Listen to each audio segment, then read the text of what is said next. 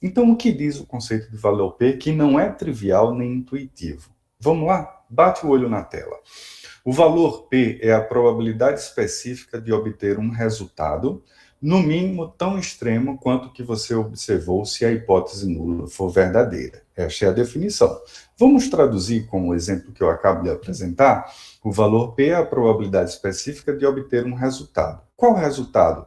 4 xícaras em sua avaliação de primeiro chá, depois o leite.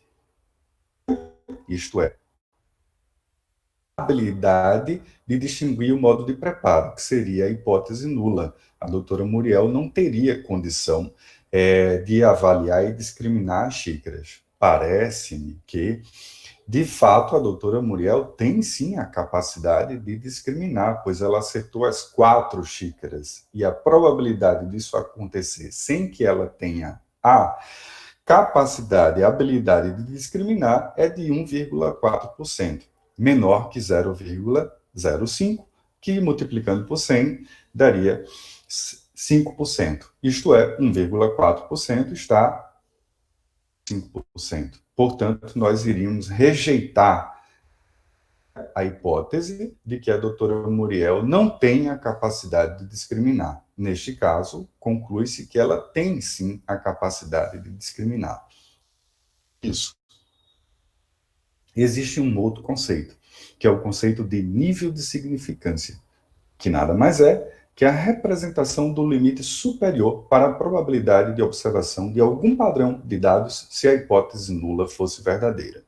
Qual a nossa hipótese nula neste caso? A ausência de habilidade de distinguir o modo de preparo. O limite superior estabelecido e preconizado pela comunidade científica é de 0,05, que é igual a 5% se multiplicado por 100. Portanto, voltando ao nosso exemplo, o acerto de 4 xícaras está abaixo de 0,05. O acerto de 3 xícaras, das 4 apresentadas com o modo de preparo, primeiro chá, depois o leite, 0,243, que é maior que 0,05. Então, é esta história, é esta ideia, tá, que está pré-concebida, estabelecida em 1920, segundo a lenda, quando ocorreu o fato, este experimento, estava em 1935, em um livro do Ronald Fisher, mais especificamente no capítulo 3, ao tratar disso em tradução livre como a senhora que degustava, a senhora degustando chá. É assim que é retratado, The Lady Tasting Tea, em relação à história e à base que está por trás disso. Vamos notar alguns aspectos mais históricos. Primeiro, temos um fato que ocorreu em 1920 que foi reportado em 1935. É recente em termos de história da humanidade. Então, é um procedimento jovem em termos de ciência. Tem praticamente, aproximadamente 100 anos. Mas isso nos coloca em uma situação de compreensão do valor P de forma mais intuitiva e também do nível de significância. Diz também os relatos que constam, por exemplo, no livro do do Charles William, tá? Estatística, o que é, para que serve, como funciona, que quem estabeleceu esse nível de significância foi Newman Pearson, não foi o Ronald Fisher, que o Ronald Fisher estabeleceu que quanto menor o valor de P, maior digamos, a probabilidade da hipótese nula ser falsa. Tá? Ele não estabeleceu um ponto de corte. Este ponto de corte foi estabelecido a posteriori, mas, de todo modo, o que eu quero apenas salientar, destacar, é a compreensão dos conceitos e como eles surgiram. Imaginando que obtive sucesso nessa explicação, uma pessoa com pouco conhecimento na área consegue compreender esta informação, esta tese, nós podemos passar para o seu uso. Tá? Vamos levar em consideração alguns exemplos que reportam como o valor P é utilizado na ciência e em algumas disciplinas. Eu separei alguns exemplos para vocês. Então, um primeiro exemplo, eu peguei um artigo da revista JAMA, uma renomada revista da medicina. Data de publicação especificamente o ano, em 2016. E lá avaliou a literatura que foi publicada entre 1990 e 2015. E diz o seguinte, em resumo: entre os abstracts, os resumos encontrados na Medline, que é um indexador da medicina, completos da PubMed Central, que também é um indexador, é uma base de indexação de artigos e estudos científicos, daqueles que reportam valor P, 6% reportam um valor P menor que 0,05. Igual ou menor que 0,05. Pelo menos um valor P. Isto já denota um certo viés de publicação. Em que sentido? Aparentemente, e com evidência empírica, a maior parte dos estudos apresentam resultado positivo, entre aspas. Eu vou tratar positivo entre aspas. Por que entre aspas? Porque não necessariamente quer dizer que tem significado clínico. Há significância estatística, mas pode não haver significado clínico. Então é bom ter cuidado desde já com esta concepção de que há resultado positivo. Nem sempre esta palavra positiva é bem empregada e ela pode ser convertida, traduzida em resultado clínico. Segundo artigo que eu também julgo importante, na The American Statistician, e diz que os valores P são mal interpretados, supervalorizados e mal utilizados. Por si só, um valor P não fornece uma boa medida de evidência. Ora, nós sabemos que a concepção de evidência, a pirâmide de evidência, foi estabelecida por Ark Cochrane, que estabeleceu essa pirâmide de evidência que vai desde a ideia do especialista, opinião de um especialista, até o topo da pirâmide, que são as revisões sistemáticas e meta-análises de ensaios clínicos randomizados. Nós precisamos ter cuidado com esta métrica quando associada à tomada de decisão científica. E por que nós precisamos ter cuidado? Vamos avançar e entender isso, tá? Trago mais um artigo que reporta o uso do valor P e tem uma informação importante e dar uma conotação econômica também, o quão isso representa em termos de custo. Né?